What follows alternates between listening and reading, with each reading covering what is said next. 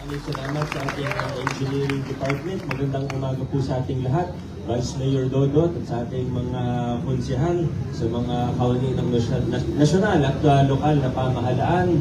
At dito pala si Sen Mark. Magandang umaga po. At sa lahat pa po ng mga kasama natin noong Sabado, ilunsad po ang Pasig Lakas. Sana mag-enjoy po ang lahat. Good luck po sa lahat ng mga atleta mula sa bawat departamento. Sa paalala, relax lang, lalo na sa mga contact sport. Ito naman yung sinabi ko ng Sabado. Walang mapipikon, wala masyadong magreklamo sa referee. Sa enjoy lang po tayo, lalo sa mga nagbabasketball. Paalala rin po, may mga napansin po ako nitong nakaraang linggo sa mga government vehicles natin. Nandyan si Attorney Jeron, si City Admin. Paano naman, pa-reiterate din sa lahat ng departments to the office heads na bawal po tayo maglagay. Paalala lang po, gentle reminder lang naman po na bawal po tayo maglagay ng mga markings, posters, stickers na sa mga sa politiko, political parties, pati mga fraternities ay bawal po. Kaibigan naman natin yung mga fraternities na yun, pero sa government vehicles, baka magkaroon ng maling impression o magkaroon ng maling baka hindi po tama yun. So, tanggalin po, binibigyan ng pagkakataon ng lahat, lalo na yung mga drivers po natin, tanggalin yung mga markings, yung mga stickers, at ano pa man, mga posters at iba pa. Gentle reminder lang po sa ating lahat. By this week, wala na po tayong makitang mga ganun. Yun lang po.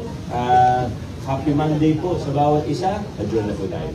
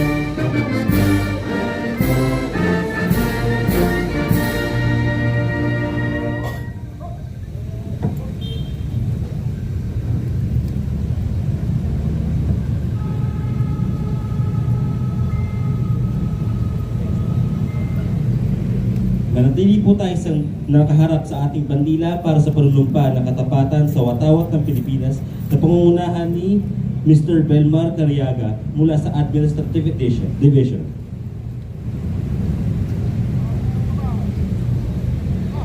Taas po natin ang ating kanang kamay at sabay-sabay po natin bigkasin ang panunumpa ng katapatan sa watawat ng Pilipinas.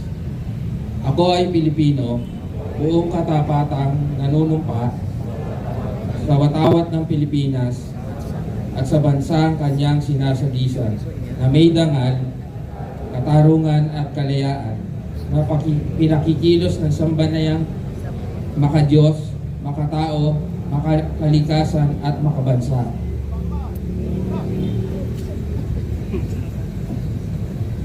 Humarap po tayo sa bandila ng lungsod ng Pasig. Sa pagkakataon naman pong ito, awitin natin ng buong sigla ang Marcha ng Pasig sa saliw ng tugtugin ng Pasig City Symphonic Band.